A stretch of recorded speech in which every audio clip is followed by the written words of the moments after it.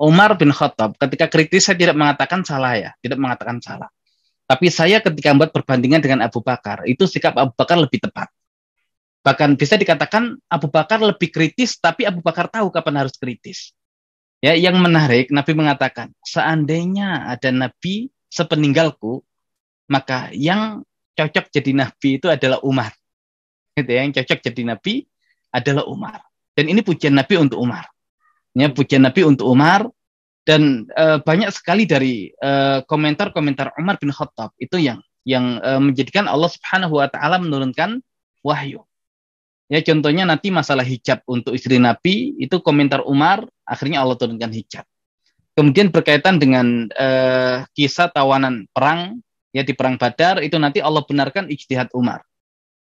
Kemudian berkaitan dengan masalah khamar, ketika Umar mengatakan Allahumma bayyinna fil khamri bayanan syafiya, sampai Allah turunkan ayat khamar berkali-kali. Sampai akhir ya ayat pengharaman khamar. Ya juga beberapa contoh yang lain. Nah, tapi ya ketika Umar mendapati beberapa keputusan Nabi menurut dia tidak tepat, itu Umar selalu protes. Ya, contohnya ketika Nabi menerima tawaran untuk melakukan perjanjian Hudaybiyah. Ya, beberapa klausulnya itu muslimin tidak boleh haji. Tidak boleh umroh tahun itu, tapi nanti dikasih waktu tahun depan baru umroh. Kemudian terjadi gencatan senjata selama 10 tahun. Kemudian siapa yang lari dari Mekah ke Madinah wajib dikembalikan, tapi yang dari Madinah lari ke Mekah nggak boleh dikembalikan.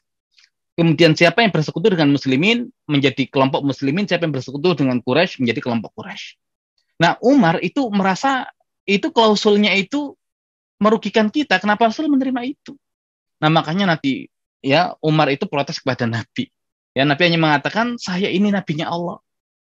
Ya, dan saya tidak pernah bermaksud kepada Allah. Umar masih nggak terima, datang kepada Abu Bakar, dan jawaban Abu Bakar plek sama seperti jawaban Nabi.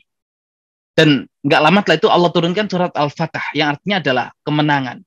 Dan ulama mengatakan Al-Fatah ini bukan Fathu Mekah. Yang dimaksud kemenangan itu adalah kemenangan perjanjian Hudaybiyah. Nah, itu kalau kita bahas, apa dibalik rahasia kemenangan di perjanjian Hudaybiyah. Ya, setelah itu Nabi ngirim surat kepada para raja. Kenapa? Karena sebelumnya mereka dianggap oleh para raja yang lain adalah seorang pelarian. Ya, masyarakat pelarian dari Mekah ke Madinah. Tapi sekarang kalau masyarakat Mekah saja membuat perjanjian dengan mereka, berarti masyarakat Mekah mengakui eksistensi negara Madinah. Makanya Nabi kemudian ngirim surat kepada para raja. Ya, itu sudah kalah itu Quraisy secara itu. Ya, kemudian ketika mereka membuat perjanjian, artinya mereka juga mengakui kekuatan muslimin. Nah, baru lama setelah itu terlihat ya barokahnya keputusan Nabi dan cerdasnya keputusan Nabi, sampai Umar mengatakan keputusan Nabi itu yang lebih barokah. Dan Umar selalu teringat tentang protesnya kepada Nabi itu. Tapi lihat Abu Bakar, nggak pernah protes.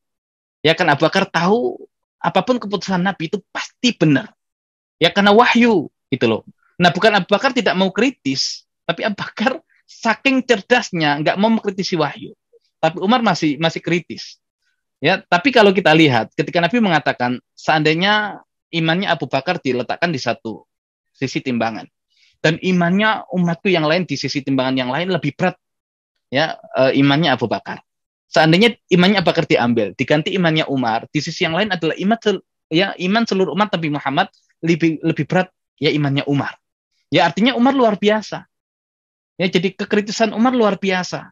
Tapi bukan berarti tadi kita menafikan bahwasanya Abu Bakar tidak kritis. Abu Bakar lebih hebat dibandingkan Umar. Umar mengakui itu.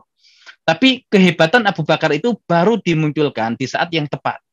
Ketika masih ada Nabi, ya biarkan Nabi yang menjawab semua karena apapun yang diputuskan oleh Nabi itulah pilihan Abu Bakar.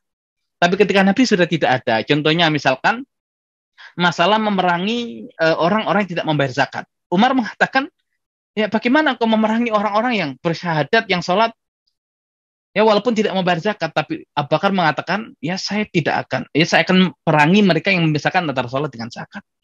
Bahkan kalau dulu mereka memberikan itu ya kepada Nabi ya dengan anak unta, sekarang tidak mau saya perangi mereka.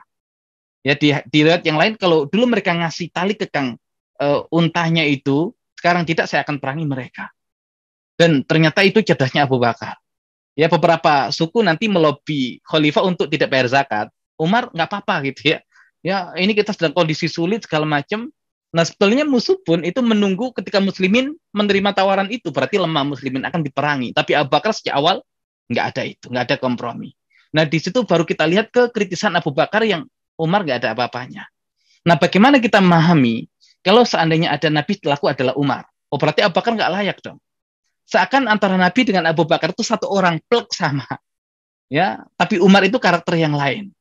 Nah, makanya bukan berarti ketika Umar yang dinyatakan sebagai Nabi, ya kalau ada Nabi sepeninggal Nabi berarti Abu Bakar tidak layak. Karena seakan Abu Bakar dengan Nabi itu satu orang yang sama. Saking cerdasnya Abu Bakar. Nah gitu ya. Jadi kekritisan Umar itu luar biasa, tapi Abu Bakar itu lebih hebat. Ya makanya kadang kadang kalau orang itu sok kritis, yang dikritisi adalah syariat. Hakikatnya bukan orang yang kritis. Tapi kalau kemudian mengkritisi yang bukan syariat, silakan, itu Anda cerdas. Tapi kalau mengkritisi syariat, itu bukan kecerdasan. Ya, karena akal kita yang sebetulnya lemah, tidak sanggup menjangkau itu. Nah, yang ada adalah tambah imannya, tambah belajar lagi deh, nggak usah mengkritisi ya syariat agar tidak kelihatan kebodohan kita. Tapi Umar niatnya bukan untuk keburukan, tapi ya untuk kebaikan. Ya, tapi kalau kita bandingkan dengan Abu Bakar lebih hebat. Ya, Abu Bakar lebih hebat.